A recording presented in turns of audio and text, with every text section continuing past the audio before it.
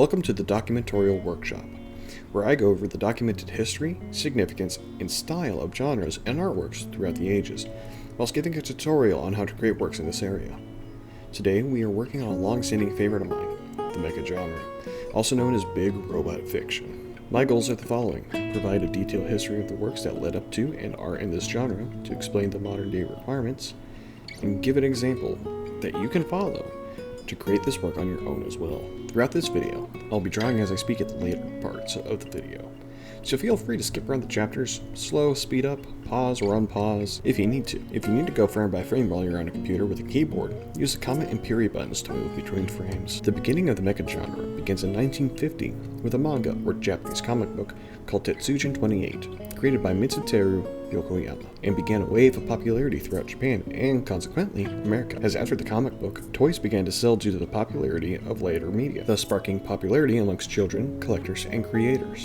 Mainstream mecha normally focuses upon a pilot within an internal cockpit or control seat within a massive bipedal robot, but in older, less mainstream versions of mecha, the pilot was remote from their vehicle, which could be any vehicle, such as a tank or a car. The biggest influences of mecha come during the time between 1980 and 2010, featuring media such as Gurren Lagann, Star Wars, Bionicle, Gundam, James Cameron Avatar, and Power Rangers.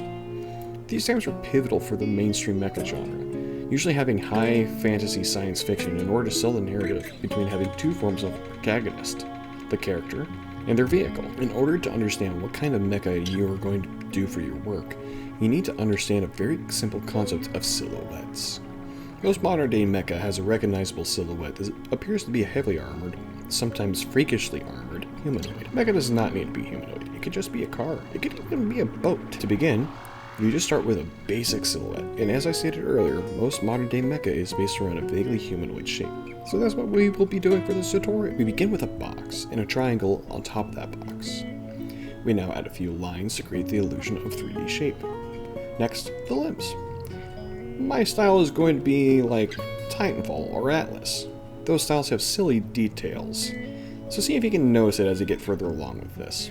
We're going to do this part a bit rough, just some basic rectangles for the legs, 2 on each side, a space between the main chassis and the knees, and where the feet are. We're going to repeat this for the arms, leaving some space where the shoulders connect to the neck and chest, where the elbows connect to the forearms and upper arms, and where the wrists connect to the forearms.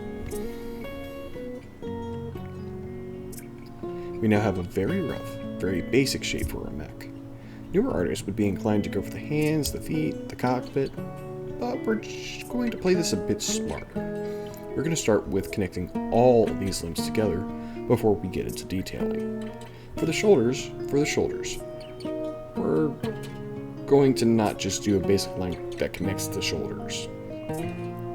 Instead, we're going to use a small sphere that overlaps the outside of the upper arm and the inside of the chest. And now we erase lines that are inside the arms and chest, creating a ball joint. We're going to repeat this process for the hips and knees, but not the feet. Using this ball joint method, we can create joints that seem omnidirectional, inhuman, freakish almost. We will get to the hands and feet closer to the end, and for those of you who have noticed what we aren't going to be drawing, y'all can go get yourself a cookie, or a brownie, I don't discriminate. We aren't drawing the head whatsoever. We aren't drawing the head for a few reasons. Mostly because the only real reason a mech would have a noggin is one of very few reasons: to look humanoid, to act as a cockpit, or to be a hyper-stylized camera. I'm not doing it, but feel free to use the same methods I am showing here to create one. Now that we have the basic joints and the main body structure done, let's work on the finer details, beginning with the chassis yet again.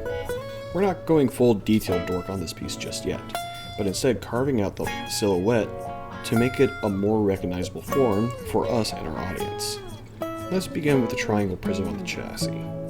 To create a more structured framework, by just using 5 or 6 lines, give or take, we now have a windowed cockpit on top of the chassis.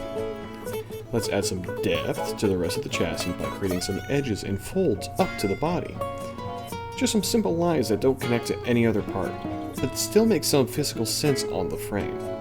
I'm going with a thinned, almost lethal look, with sharper edges and a triangular, aggressive shape. You can see these lines don't match well with a simple box, so let's modify that box to help hold these new lines. Just lightly erase in some of these areas to keep the outline we previously had. And we can use that in order to redefine the overall silhouette, creating a more triangular chassis. Let's work a bit further down, creating more frames on the thighs now. Something reminiscent of hydraulics, some fake muscles of sort. We can create some blocky beams here and here, repeating the same idea on the other leg. We can make a more mechanical form here on front and on the side of the legs by creating some fake musculature, some softly curved lines that are wider at the top to make it look like a thigh muscle. We repeat that over here on the other leg, and now we can go down to the calves. And here is where we make the move from muscle to armor. To make this look like a bunch of machinery, personally, I will say having it look like armor will do very well. So let's copy our idea of aggressive triangles to create shin guards. Just a wrapped around triangle. Now we can copy to the other side again. Now, let's take a step back and look at what we have overall before we get to the arms. We have a caged cockpit, an aggressive armored chassis, strong legs, and defended lower legs.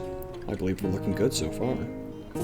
Let's get a similar idea running for the arms, but instead we're going to do half and half of an idea for the arms. Half structured, half mechanical. Typical good, strong armor goes all the way around the body, but this isn't a human body. This is a mechanical nightmare in a humanoid shape. It's made of metal. It's made of hard steel and running machinery. The obvious idea here is that a mech is made for war and gladiatorial fights, so the armor is more defensive. So the armor is more offensive than defensive, and more ornamental and decorative than protective. The half and half idea is to do the outside of the arm with armor similar to the chassis and shins, but have the mechanical bits visible on the sides.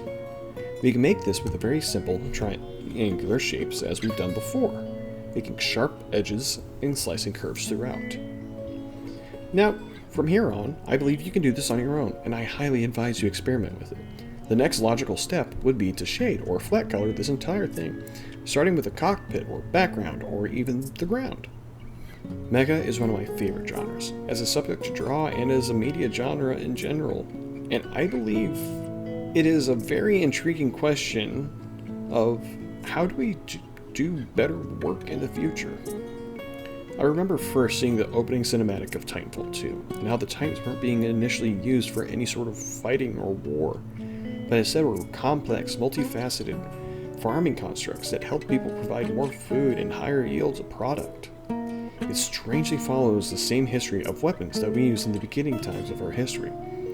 We began to shape tools to farm our food and resources, but realized swiftly how devastating they were as instruments of war. I hope this tutorial has proven helpful, and the documentation of the history of General Mecha as a genre has been insightful and enlightening. Make sure to leave a comment down below if you have more info to share, or if I even got something wrong. Like the video so you can watch again later, or if you just like it. Make sure to click that subscribe button if you want to join me next time as we delve into the rich and complex history and details of a fairly gonked out genre, cyberpunk. See you next time. Have a good one.